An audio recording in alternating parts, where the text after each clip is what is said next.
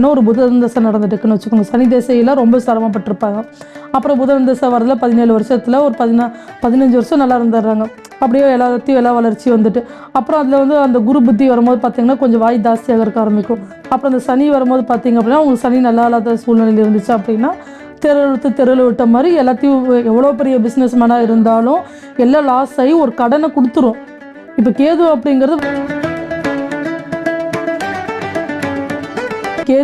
கேது திசை நடக்கும்போது நம்ம சிதம்பரம் கோயிலுக்கும் போகலாம்.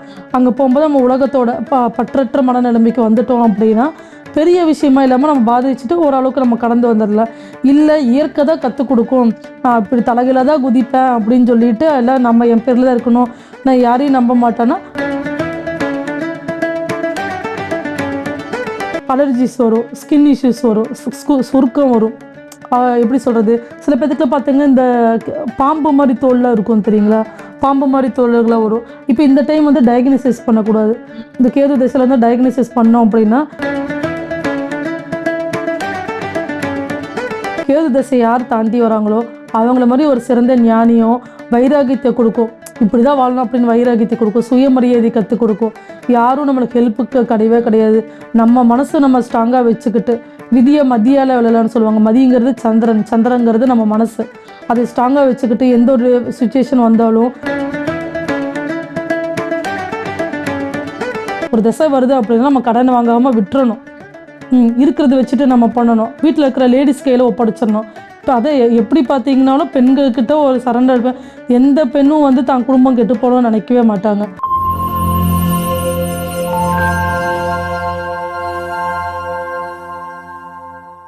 காஸ்மோ வியூ நேயர்கள் அனைவருக்கும் வணக்கம். இன்னைக்கு நம்ம கூட கோயம்புத்தூர்ல இருந்து ஆத்ம யோகினி கிரியா சரண்யா அவர்கள் நம்ம கூட இணைந்திருக்காங்க. தொடர்ந்து நிறைய விஷயங்கள் பேசலாம். வணக்கம் மேம். வணக்கம். ஓம் கிரியா பாபாஜி. நம்ம எப்படி இருக்கீங்க மேம்? நல்லா இருக்கேன். நீங்க எப்படி இருக்கீங்க? நல்லா இருக்கேன். தொடர்ந்து நம்ம நிகழ்ச்சியில வந்து கிரியா யோகம் மூலமா நம்ம என்ன மாதிரியான பிரச்சனைகளுக்கு எப்படி எல்லாம் தீர்வு காண முடியும் அப்படின்னு நீங்க சொல்லிட்டு வரீங்க. அந்த வகையில் இன்னைக்கு நிகழ்ச்சியில வந்து இந்த கேது தோஷம் ஒருத்தவங்களுக்கு இருக்கு அப்படின்னா அவங்க வாழ்க்கையில என்ன மாதிரியான பிரச்சனைகள் எல்லாம் வரும், கிரியா யோகம் அதுக்கு எப்படி தீர்வு கொடுக்கும், அதை பத்தி எங்களுக்காக சொல்லுங்க மேம். ஓகே, ஃபர்ஸ்ட் கேது பார்த்தீங்கன்னா நம்ம கேது தோஷம் ஃபுல்லாக எடுத்துக்கிறத விட கேது தசைன்னு ஒன்று வந்தாலே அது வந்து எப்படி சொல்றதுன்னா அது மிகப்பெரிய மற்ற கிரகங்கள் பயிற்சிக்கோ திசைக்கோ பயிற்சின்னு சொல்ல முடியாது, மற்ற திசைகளுக்கும் இதுக்கும் இந்த திசைக்கும் நிறைய டிஃப்ரென்ஸ் இருக்குது. ஏன்னா அதுலலாம் ஆப்ஷன்ஸ் இருக்குது, இதில் வந்து ஆப்ஷன்ஸ் ரொம்ப கம்மி. இந்த கேது அப்படிங்கிறது யாருன்னு பார்த்தீங்க அப்படின்னா சுரபானு ஒரு நபர். அதில் வந்து ராகு கேதுவை ஸ்பிரிட் ஆனவர் தான் வந்து கேது. கேதுவோட தந்தை வந்து பார்த்தீங்க அப்படின்னா விப்ரச்சித்தா, தாய் வந்து சிம்மிகா. விப்ரச்சித்தாவோட தந்தையார் வந்து பார்த்தீங்கன்னா காஷ்பியர். அவராக வந்து பார்த்தீங்க அப்படின்னா மகாபாரத போர் நிறைய போரில் வந்து அவரும் இது வந்து அசுர குலத்தை சேர்ந்தவர். இந்த டீம் வந்து பார்த்தீங்க அப்படின்னா அசுர குலத்தை சேர்ந்தவர்னு சொல்லுவாங்க. இப்போ கேது வந்து பார்த்தீங்க அப்படின்னா சுப வீடுகள்ன்ட்டு ஒன்று இருக்குது. இப்போ சுப வீடுகள் பார்த்தீங்கன்னா 1, 2, அதுக்கப்புறம் 3, 5, 7, 9, 10, 11. அசுப வீடுகள் 3, 6, 8, 12. அசுப வீடுகள் இருந்துட்டா கூட ஓரளவுக்கு பிரச்சனை இல்லை. சுப வீட்டுகளை இருக்கக்கூடாது அப்படின்பாங்க. சுப வீடுகள் இருந்தால் அந்த ஸ்தானத்தோட தன்மையை இழக்கும் அப்படின்னு சொல்லுவாங்க. சுப வீடுகள்ல இருந்தா என்ன மாதிரியான பாதிப்புகள் ஏற்படுமா? அது அவங்க எந்த வீட்டில் உட்காந்துருக்காங்க, இப்போ லக்னத்தில் உட்காந்துருந்தாங்கன்னு வச்சுக்கோங்க, பார்த்தீங்கன்னா அவங்க என்றைக்குமே வந்து ஒரு லோன்லினஸ்ஸாக ஃபீல் பண்ணுவாங்க. யாரை கூட போய் மிங்கில் ஆகிக்க மாட்டாங்க. சொசைட்டி கூட மிங்கில் ஆகி பேசக்கூடிய தன்மைகள் பாதிக்கும். ஒரு விரக்தி தன்மையிலே எப்போ பார்த்தாலும் இருப்பாங்க.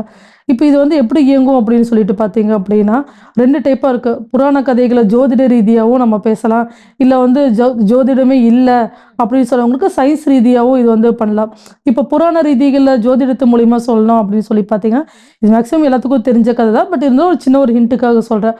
ஒரு சுரபானுங்கிற ஒரு நபர் வந்து பார்க்கடலை எல்லாரும் தேவர்கள் எல்லாருமே சேர்ந்து அசுரர்களை சேர்ந்து பார்க்கடலை கடைஞ்சிட்டு இருக்கும்போது பார்த்தீங்க அப்படின்னா சுரபானு போய் அந்த அமிர்தத்தை திருடி குடிக்கும் போது மோகினியான விஷ்ணு அவதாரம் இருக்காங்க பார்த்தீங்களா, இது தெரிஞ்சு அவங்க தலையை துண்டிச்சிடுறாங்க. அப்போ வந்து தலைப்பகுதி ராகுவாகவும் கேது பகுதி வந்து தலையில்லாத பிரேதமாகவும் அப்படி ஸ்பிரிட் ஆனது தான் ராகு கேது அப்படின்னு சொல்லுவாங்க. இதில் ராகு வந்து பார்த்தீங்கன்னா பெண்ணை குறிக்கும், கேது வந்து ஆணை குறிக்கும். இப்போ ராகதசை நடந்துச்சு அப்படின்னா நம்ம வந்து பார்த்தீங்கன்னா பெண்களிடம் ரொம்ப கேர்ஃபுல்லாக இருக்கணும். அதாவது ஒரு ஆண்கள்னால மட்டும்தான் இந்த உலகத்துக்கு பாதிப்பு வரும்னு சொல்ல முடியாது. பாதிச்சவங்களை போய் கேட்டிங்கன்னா பெண்ணுக்கு பெண்ணை எதிரின்னு சொல்லுவாங்க தெரியுங்களா.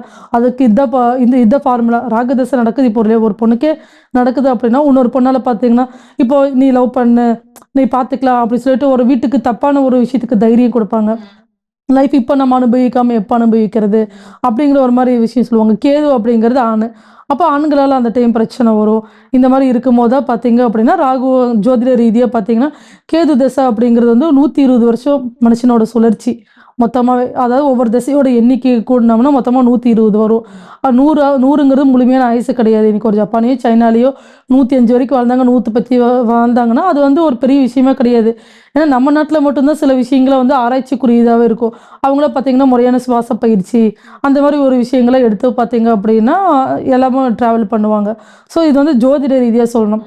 இப்போ வந்து விஞ்ஞான விஷயத்தில் நம்ம சொல்லலாம் அப்படின்னா கேது ஒரு கிரகமே இல்லை. கேது வந்து பார்த்தீங்க அப்படின்னு சொல்லி பார்த்தீங்கன்னா இது வந்து இந்த பூமியோட கேது சந்திரனின் பாதை முடிச்சுகள்னு சொல்லலாம். பாதை முடிச்சுகள் லூனார் நோட்ஸ் அப்படின்னு நம்ம ஃபிசிக்ஸ்ல எல்லாம் படிச்சிருப்போம். சந்திரன் பூமியை சுற்றும் பாதை, சூரியன் பாதை கிடக்கும் இடங்கள்ல தான் வந்து சொல்லுவாங்க. அப்போ ராகு வந்து வடமுனை, கேது வந்து தென்முனைன்னு சொல்லுவாங்க. அப்போ தென்முனைங்கிறது சவுத் நோட்ஸ்.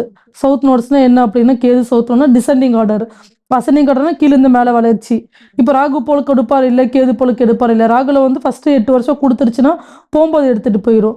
அப்போ அதுக்கான ஒரு ப்ரொசீஜர் நம்ம பண்ணி நம்ம ஃபாலோ பண்ணி கரெக்டான ஜோதிடர்களை பார்த்தா நம்ம அந்த டைம் மெயின்டைன் பண்ணிக்கலாம். இல்லாட்டி ஃபஸ்ட்டு 8 வருஷம் கொடுத்துருச்சுன்னா போகும்போது எடுத்துகிட்டு போயிடும்னு சொல்லுவாங்க. பட் கேது பொறுத்த வரைக்கும் 7 வருஷமே பார்த்தீங்க அப்படின்னா டிசெண்டிங் நோட்ஸ் தான். அப்போது அது இப்போ கேதுல இருக்கிறவங்க வந்து கேது நல்லா இருந்துச்சு அப்படின்னா ஆன்மீகத்தில் மிகப்பெரிய வளர்ச்சி.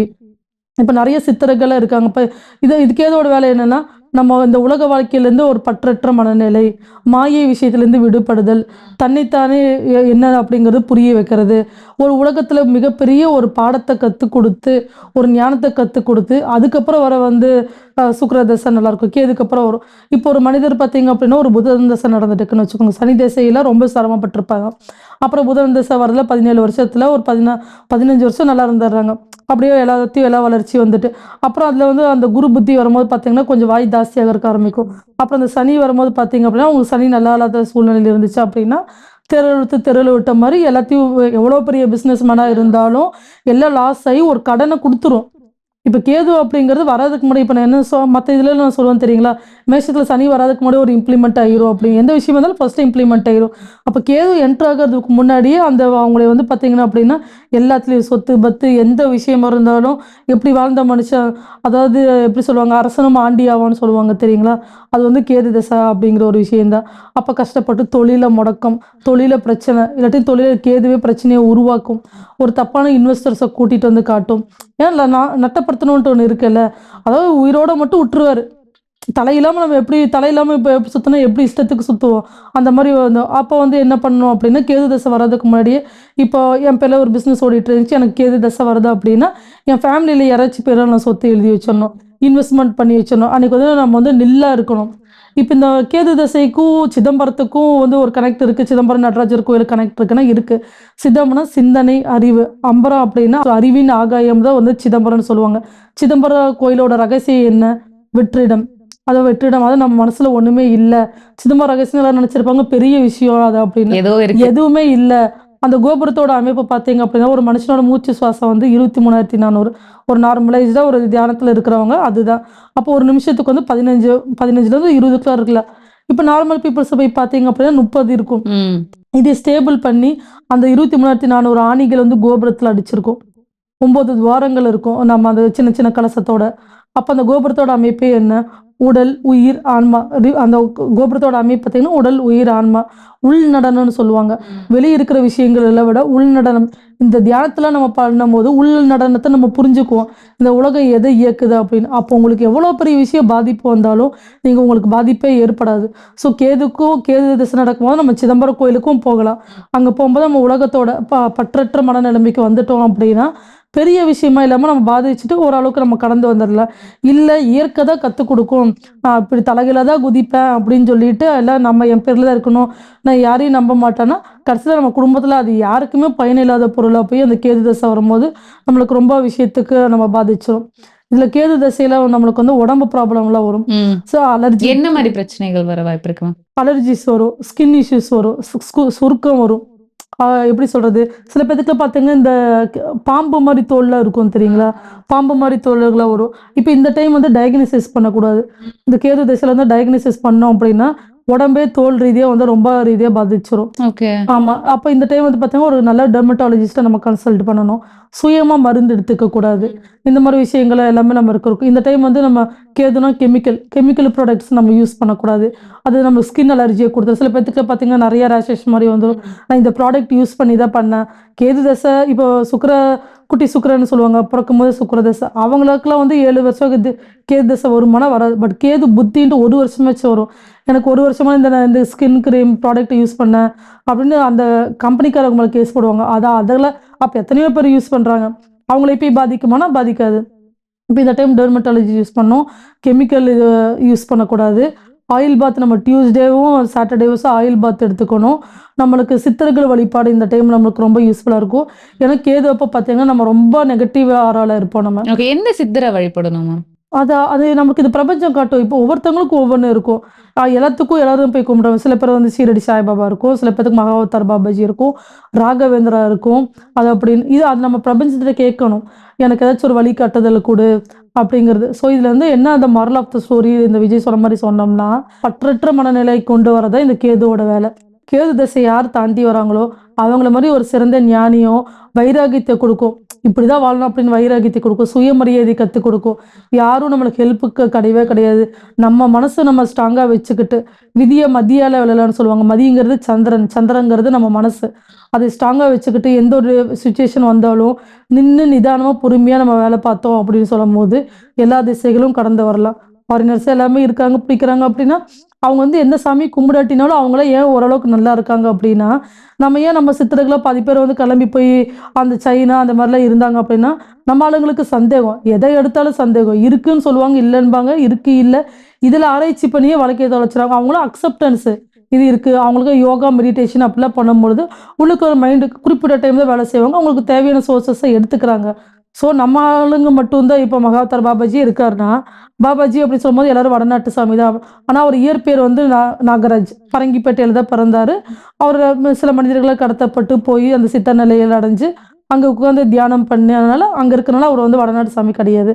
இப்போ மகாவதார் பாபாஜி, ரஜினி கும்பிடுறவர் யாருன்னு இப்போ மகாவதார் பாபாஜிங்கிறவர யாருன்னு சொல்லி கேட்டோம்னா, அது வந்து ரஜினி கும்பிடுறவங்கன்னு சொன்னா தான் புரியும். ஏன்னா கடவுள் வந்து இப்போ ஒருத்தவங்க பப்ளிசிட்டி ஆகணும் அப்படின்னா, ஒரு மனிதரை தான் தேர்ந்தெடுப்பாங்க.